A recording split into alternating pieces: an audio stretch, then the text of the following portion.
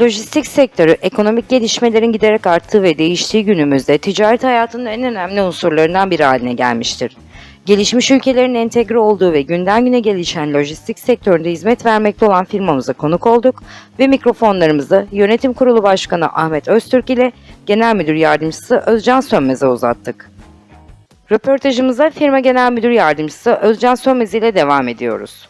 Adım Özcan Sönmez, 1973 Bulgaristan Şumlu doğumluyum. 1996 yılında Orta Doğu Teknik Üniversitesi Fizik Bölümü mezunuyum. Bu sektörde direkt veya dolaylı olarak 12 yıldır çalışmaktayım.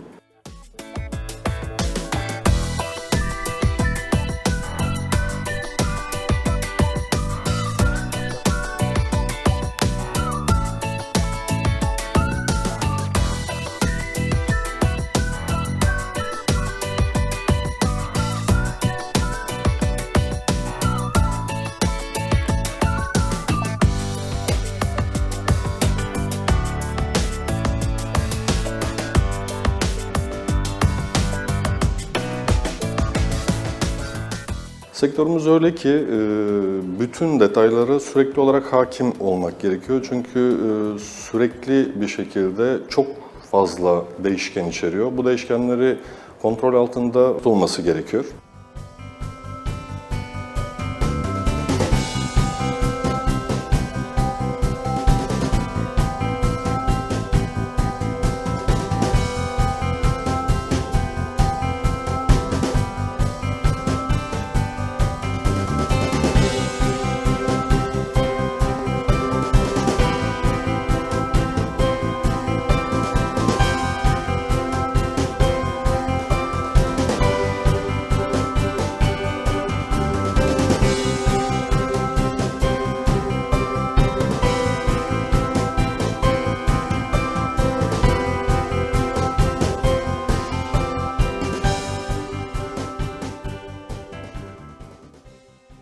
Hedefi ticaretin değişen genel yapısını temel alarak rekabet koşullarını optimize etmek ve ticari planların uygulanmasını sağlamak olan ve ayrıca sıfır risk piyasasında zamanında ve yüksek kaliteli hizmet sunmakta olan firmalar için başarı kaçınılmaz oluyor. Ruslink isminden de anlayacağınız gibi aslında Rusya-Türkiye hattındaki bağlantıyı sağlamak firmanın esas amacı. Zaman zaman çok da istikrarlı olmayan bu coğrafyada müşterilerimizin güvenli bir şekilde ticaret yapmasını temin etmek. Ana amacımız bu.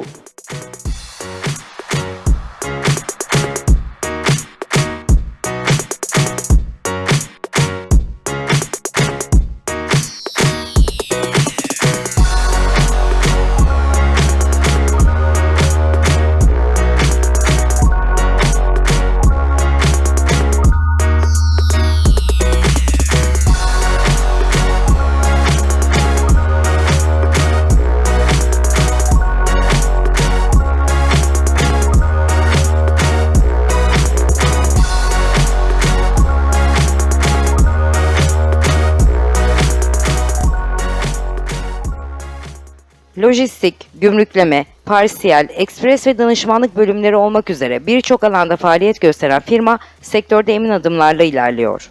Vermiş olduğumuz hizmet, müşterinin deposundan malını teslim almakla başlar. İhracat işlemlerinde refakatla devam eder. Nakliyesini sağlamak, Rusya Federasyonu sınırları içerisinde gümrükleme, ithalatını yapmak, o bölgede depolama yapmak ve nihai olarak son alıcı noktasına kadar malı teslim etmek, ayrıyetten mal bedelini tahsil etmek dahil bütün bu operasyonları içeriyor vermiş olduğumuz hizmetler.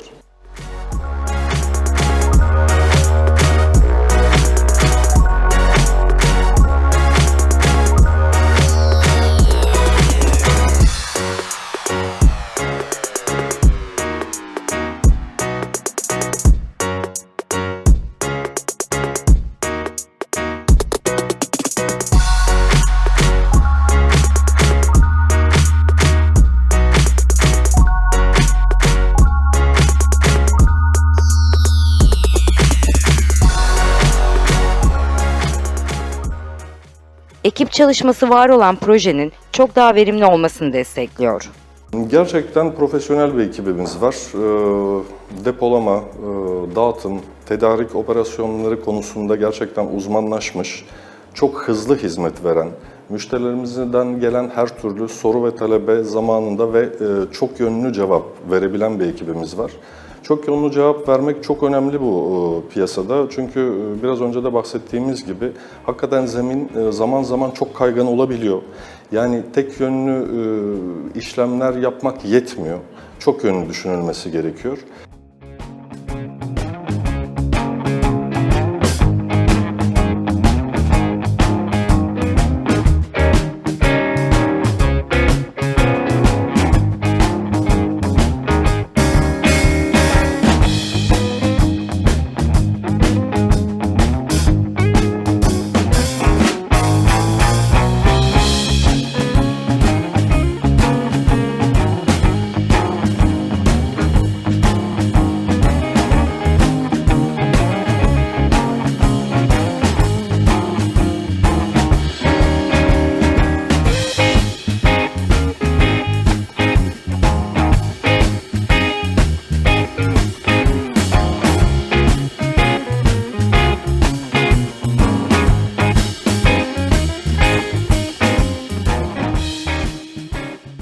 ...2013 yılında başlattığımız bir Ruslink Express hizmetimiz var.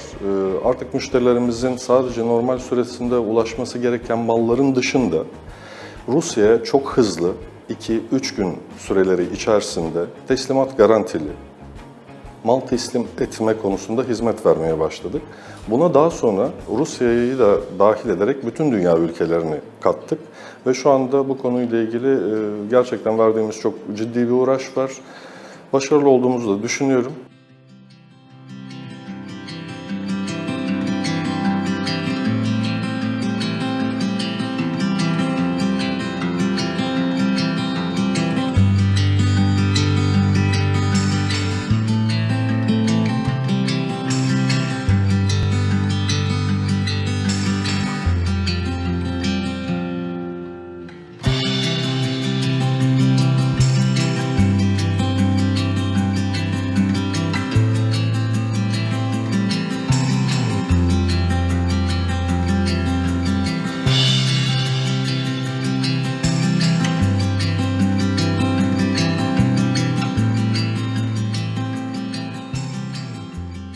Benim söyleyebileceğim şu, biz tahmin ediyorum geçen sene Kasım ayı itibariyle bir dip gördük diye düşünüyorum.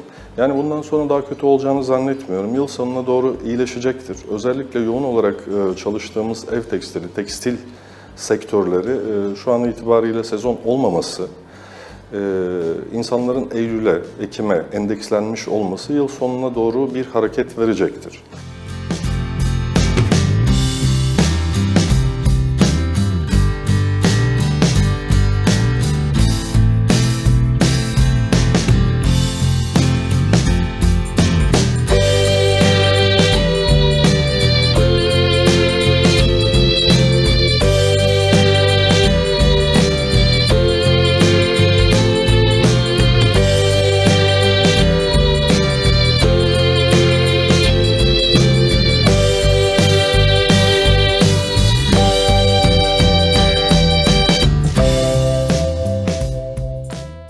Özellikle tarım ve tekstil gibi sektörler açısından Rusya'nın önemli bir pazar olduğunun altını çizen Özcan Sönmez sözlerini sonlandırıyor.